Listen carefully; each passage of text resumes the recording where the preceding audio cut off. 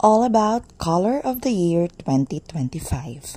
Mula sa lucky color for each zodiac till the official Pantone Color of the Year 2025. Habang papalapit ang year-end, most of us are so busy searching the web on what color would enhance our luck for the year 2025. Color of the Year 2025 tops YouTube search for this period. Liban pa dito, we are also waiting for the official color of the year according to Pantone to go with the trend and have enough time to buy and get ready for our year-end outfits. And for today's video, tatalakayin natin lahat ng Color of the Year 2025 kasama ang Pantone Color of the Year. Pero uunahin natin kung ano-anong specific na kulay ang mas magpapalakas ng hatak ng swerte sa atin according sa taon ng ating kapanganakan o sa ating Chinese animal zodiac. This is indeed very important dahil malaki ang impluwensya ng bawat animal zodiac sa ating kapalaran. We have 12 Chinese animal zodiac: the rat, ox, tiger, rabbit, dragon, snake, horse, goat, monkey, rooster, dog, and pig. And for the year 2025, mapapas sa ilalim tayo sa kapangyarihan at atribusyon ng Year of the Wood Snake.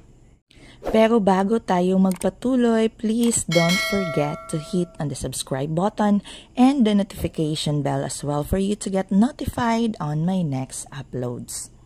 I already have a separate video na upload months ago sa kung ano ang lucky color of the year 2025. So this is the one flash ko sa screen for your reference, and I hope you would also check this video. Pero dahil nga sa maraming nagko-comments asking for what color daw ang swerte para sa kanilang mga birthdays, so here it is. Ito na po ang sagot ko sa inyong lahat. By the way, I really appreciate all your reactions and comments, so maraming salamat po. And now, ito na nga, iisa-isahin na natin kung ano ang pinakamaswerteng kulay na dapat maging part ng inyong outfits and everything sa pagpasok ng Year of the Wood Snake on January 29, 2025. Bawat kulay ay may kanya-kanya ding katangian at lakas to enhance the positivity, prosperity, and of course, good luck. Para sa Year of the Rat, ito ay binubuo ng mga taong ipinanganak sa taong 1936, 1948, 1960, 1972, 1984, 1996, 2008, and 2020. Para sa mga taong ipinanganak sa mga taong ito, ang pinakamaswerteng kulay na kailangang maging parte ng inyong pananamit at iba pang kagamitan ay ang mga kulay blue, gold, at green. Para naman sa mga taong ipinanganak sa taong 1937, 1949, 1961, 1973, 1985, 1997, 2009, and 2021. Sila ang mga taong under the Year of the Ox. At ang lucky color for the year 2025 para sa mga ipinanganak under the Year of the Ox ay white, yellow, and green.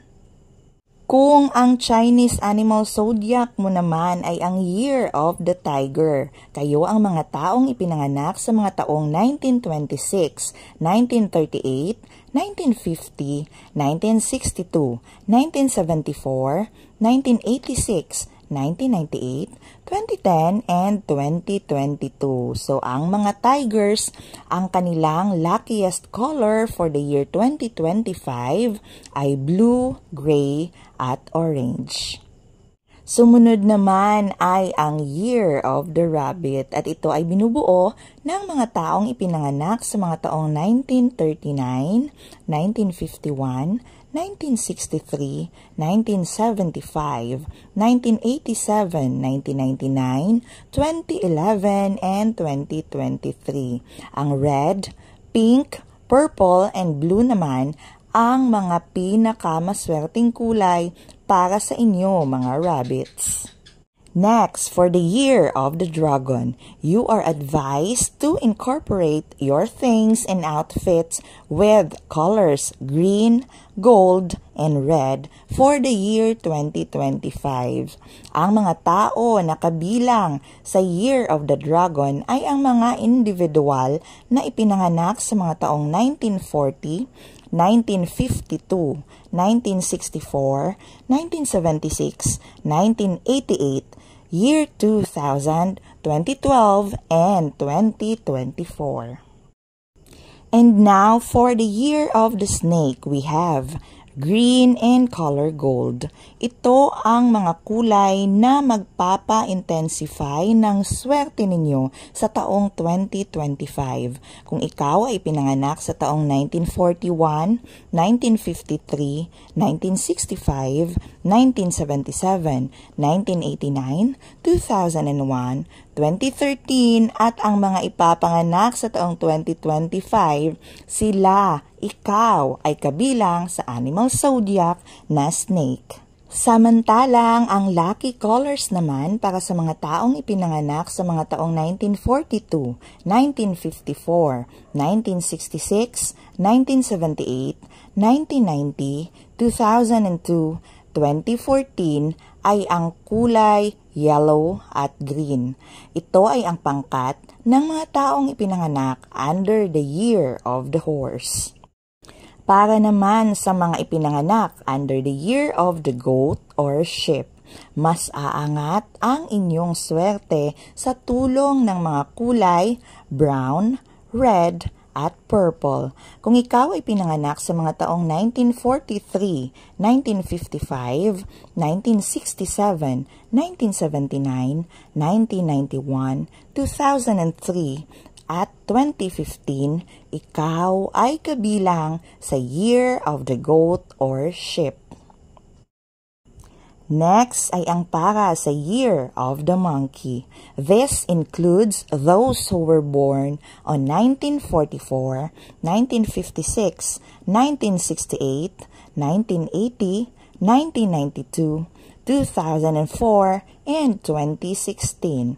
And your lucky colors for the year 2025 ay ang mga kulay na white, blue, and gold.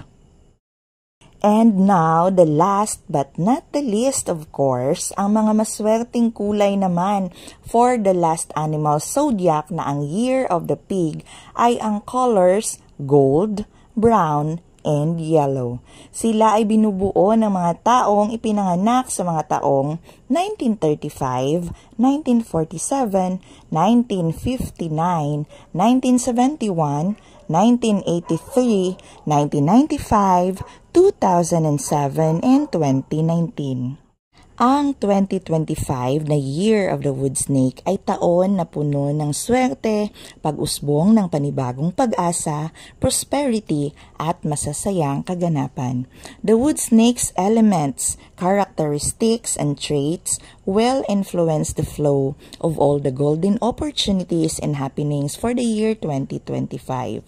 The more we adapt the luck and fortune associated with the Wood Snake, the better. Wood symbolizes growth, prosperity, stability, and luck. The color associated with the wood is brown and green. Kaya para sa taong 2025, the luckiest color continued in the shades of green dahil nga ang taong 2025 ay katambal din ng 2024 Year of the Wood Dragon. Isa pang good points is when Pantone officially announced the 2025 Pantone Color of the Year just last night. And yes, this is really official. Official na ang inanunsyo ng Pantone na ang Mocha Mousse ay ang 2025 Color of the Year. Luckily, this color goes well with Wood Snake, a lighter shade of brown na napaka-aesthetic tignan, giving us calmness and a classic effect. Sa Feng Shui, brown is a very good color lalo na sa mga wallet kung nais mong mas makapag-ipon at mas magiging matatag at stable ang enerhiya ng flow ng pera sa iyong buhay. To sum it all, magkakaiba ang maswerteng kulay para sa lahat.